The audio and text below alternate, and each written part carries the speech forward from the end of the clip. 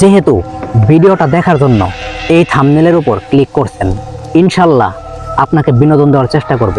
তো আসুন আর কথা না বাড়িয়ে আজকের রক্তহীন করা ঘটনাটি আপনাকে শোনাই। আমার নাম সুমন, আমার স্থানীয় বাসা সিরাজগঞ্জ জেলা কোন একটি গ্রাম। আমার সাথে এই কাহিনীটা যে সময় হয় সেই সময় ছিল ধান কাটার সিজন। তো আমি, আমার একটা বেস্ট ফ্রেন্ড আর আমাদের আশেপাশে যারা ছিল তারা সবাই মিলে ধান কাটার কাজ করি। তো আমরা আমাদের পাশের গ্রামে একটা কাজ পাই, মানে একটা ধান কাটার জমি পাই, সেই জমিটা আমাদের কাটতে হবে। তো আমরা যথারীতি সেই কাজে যাই। কাজে যাওয়ার পর, সকালে যাওয়ার পর সারাদিন সেই ধান কাটি, কাটার পর সেই ধানগুলা সেই মালিকের বাসায় পৌঁছাই দেই। মানে যাবতীয় যে সমস্ত কাজগুলা করা দরকার সেগুলা কইরা কমপ্লিট করে দেই।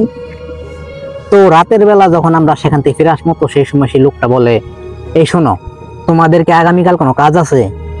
তো বললাম আপাতত কোনো কাজ নাই। তখন বললো, আচ্ছা তাহলে আমার আর একটা ধানের জমি আছে, তো কালকে তোমরা সকালে এসে পড়বা সেই জমিটা কাটতে।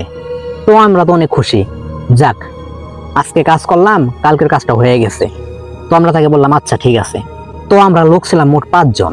তো 5 জনের মধ্যে রাতে আমরা হাইটা আমাদের বাসায় গেতাছি আর আমার বন্ধুদের বলতেছি, শোন কালকে যত সকাল সকাল পারিস চলে আসবি, কালকে কিন্তু শুক্রবার, মনে আছে? তখন সবাই বললো হ্যাঁ।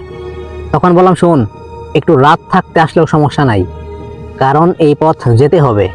তো এই কথা বলার পর আমরা যে যার মতো বাসায় চলে যাই। তো রাতে খাওয়া দাওয়া করে ঘুমাই পড়ি।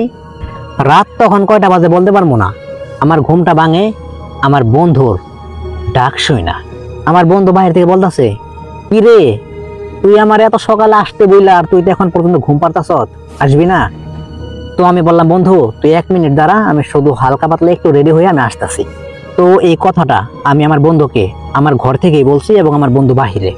তো সে শুধু আচ্ছা বইলা ওখানে দাঁড়ায়। সেই সময় আমি আমার ওয়াইফের দিকে তাকাই, দেখলাম আমার ওয়াইফ ঘুম পারতাছে। ভাবলাম এত ঘুম চোখে রে বাবা। যাই হোক, তো আমি কাঁচিটা হাতে নিয়ে বালিশের নিচে আমার সিগারেটের প্যাক ছিল, সেই প্যাকটা নিয়ে মেস নিয়ে আমি দরজাটা খুলে দেখি আমার বন্ধু আমার ঘরের সামনে নাই, একটু দূরে গিয়ে দাঁড়ায় আছে, উল্টো দিকে মুখ কইরা। তো সেই সময় আমি আমার বন্ধুকে বললাম, কি রে তুই একলা কেন, আর এখন কয়টা বাজে? তখন আমার বন্ধু ওখান থেকেই বলে, আরে সকাল হয়ে যাইব এখনই, চিন্তা করিস না, চল। তো আমিও বললাম ঠিক আছে চল।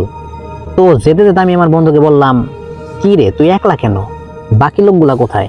তখন আমার বন্ধু শুধু একটা কথাই বলছে, ওরা আগে গেছে, শুধু তুই আর আমি পেছনে পড়ছি। তো সেই সময় আমি একটা আমার প্যাকেট থেকে সিগারেট বের করে আমার বন্ধুকেও বলি, এই নে একটা সিগারেট নি। তখন আমার বন্ধু এমন একটা সিন করলো, মানে এমন একটা ভাব করলো, সে যেন সিগারেট একদমই খায় না। সে বললো, দূর দূর দূর, সিগারেট মানুষে খায়, এগুলো কোনো জিনিস হলো? তুই একলাই সিগারেট খা, তোর সাথে আমি নাই। এটা বইলা সে আমার আগে আগে হাঁটা।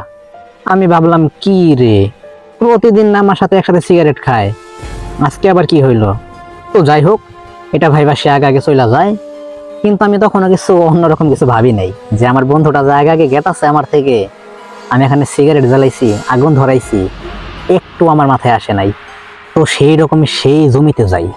জমিতে যাওয়ার পর আমি দেখতে পারলাম আকাশে এত সূর্য নাই, যেহেতু রাতের বেলা, শুধু চাঁদ একদম মাথার মাঝখানে। রাত কয়টা বাজে বুঝতে পারতাছি না। সেই সময় শুধু একটা জিনিস দেখতে পারলাম, আমরা তো এখানে 2 জন, আরো 3 জন লোক সেই মাঠে সেই ধান ক্ষেতের জমিতে বৈশা বৈশা ধান কাটতেছে। তো আমি ভাবলাম হয়তো কাজ শুরু করে দিছে। তো আমার সিগারেট খাওয়া শেষ করে আমরা 5 জনে মিলে ধান কাটা শুরু করি। তো ধান কাটতে কাটতে কাটতে কাটতে আমি মোটামুটি অনেকটা আগে গেছি, কিন্তু আমার বন্ধুগুলো আজকে শুধু পেছনে পড়তেছে। আমি শুধু বলতেছি সামনে থেকে, কি ব্যাপার তোদের কি হাত চলে না, আজকে এত অলসতা করতেছ কেন? পেছন থেকে কোনো সারা শব্দ নাই। এমনিতে রাতের বেলা আকাশে জ্যোৎস্না আছে, শুধু বুঝতে পারতাছি কালো অবয়ব গুলা বসে আছে, মানে আমার বন্ধু এগুলা আমার কাছে। তো তাদের মুখ থেকে কোনো সারা শব্দ নাই। তো ভাবলাম যাই হোক, যেহেতু একটু আগে আসা পড়ছে, তো হয়তো কারো মুড ঠিক নাই, একটু ঘুম ঘুম ভাব কাজ করতেছে। তো আমিও কাজ করা শুরু করি। কাজ করতে করতে করতে করতে সকালে হয়তো কোনো নাম গন্ধ নাই। তো আমি দেখলাম আমি যেহেতু অনেকটা আগে এসে পড়ছি, তো আমার বন্ধুরা এখন অনেক পিছনে আছে। তো আমি ভাবলাম একটা সিগারেট খেয়ে নেই, তো সেই পর্যন্ত আমার বন্ধুরা হয়তো আসবো আমার কাছাকাছি। তো আমি সিগারেটটা ধরানোর পর শুধু দেখতে পারতাছি আমার বন্ধুগুলার মধ্যে থেকে প্রথম 3 জন লোক সেখানে আর নাই। কিন্তু যেহেতু আমার থেকে অনেকটাই দূরে, শুধু একটা অবয়ব, মানে একটা মানুষ, একটা কালো একটা অবয়ব দেখা যাইতেছে। আমি ভাবতেছি হয়তো ধানের আড়ালে পড়ছে, এর জন্য দেখা যাইতেছে না। তো আমি সিগারেটটা শেষ করি। সিগারেটটা শেষ করার পর আমি তাদের কাছাকাছি যাই, যেহেতু দেখতে হবে এখানে লোকগুলা গেল কই, বা আমি ভুল দেখতেছি কিনা। কাছে যাওয়ার পর থেকে হ্যাঁ সত্যি সেখানে শুধু একটা লোক দেখা যাচ্ছে, আর বাকি একটা লোকও সেখানে নাই। এখন আমি দেখতে পারতাছি আমার বন্ধুর পরনে কোনো জামা কাপড় নাই, শুধু কালো যে রাতের অন্ধকার, তার ভিতরে আর একটা অন্ধকার বৈশা আছে। আমি ধীরে ধীরে তার কাছে যাই, গিয়ে বলি, আচ্ছা আমাদের বাকি লোকগুলা কোথায়? সেই সময় সেই অবয়বটা বলে, এখানে শুধু তুই আর আমি আছি, আর কেউ নাই। তখন আমি একটা ভয় পাই, কারণ তার কণ্ঠটা আমার বন্ধুর মতো না, বাকি যারা ছিল তাদের মতোও না। এতটাই ভয়ানক একটা কণ্ঠ, যেন একটা দানবের মুখ দিয়ে এই আওয়াজটা আসছে। সেই সময় সেই অবয়বটা ওখানে দাঁড়ায়। দাঁড়ানোর পর আমি দেখলাম শুধু লম্বাই হইতাছে, আনুমানিক 8 থেকে 10 ফিটের মধ্যে। শরীরটা এত কালো, শরীরে মনে হইতেছে কোনো জামা কাপড় নাই, শুধু পশম আর পশম। মুখটা একদম শিয়ালের মতো, দাঁতগুলা বড় বড়, হাতের নখগুলা এত লম্বা লম্বা। সে সেই সময় আমার ঘাড়ের মধ্যে এক হাত দিয়ে শক্ত করে ধরে ফেলায়, এবং আমি বুঝতে পারলাম তার হাতের আঙ্গুলের যে নখগুলা ছিল সেগুলো আমার চামড়ার ভিতরে ঢুকে পড়ছে। আর তখন সে আমায় বলতেছে, খুব সাহস তাই না, আজকে জীবন নিয়ে ফিরবি কেমনে? সেই সময় আমি কোন রকম তার হাত থেকে ছুঁড়ে একটা দৌড় লাগাই, কিন্তু সেই সময় আমার মনে হইলো আমার পিছন থেকে সেই অবয়বটা আমার ঘাড়ের মধ্যে আবার ধরে ফেলাইছে। তখন ধরার পর আমায় মাটিতে এত জোরে একটা আঘাত করে, সেই সময় মাটিতে পড়ে সেখানে সেন্সলেস হয়ে যায়। পরের দিন যখন আমার জ্ঞান ফিরে, তখন আমি দেখি আমি সেই লোকের, মানে যার জমি তার বাসায়, এবং আমার বাকি 4 বন্ধু সেখানে আছে। তখন তার আমায় বলল, কি ব্যাপার, তুই একলা একলা এখানে আসছ কেমনে? তখন আমি বললাম, একলা একলা আসছি মানে? তোরাই তো রাতে আমাকে ডেকে নিয়ে আসলি। ওই মাথা খারাপ, আমরা আসছি ঠিক সকাল 6টায়।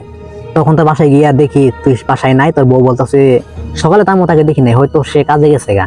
তো তারপর আমরা এখানে আসছি, আসে দেখি তুই বাড়িতেও নাই। তো মাঠে যাওয়ার পর দেখি তুই সেখানে সেন্সলেস হয়ে পড়ে আছো। কি সমস্যাটা কি, কি হয়েছিল তোর সাথে?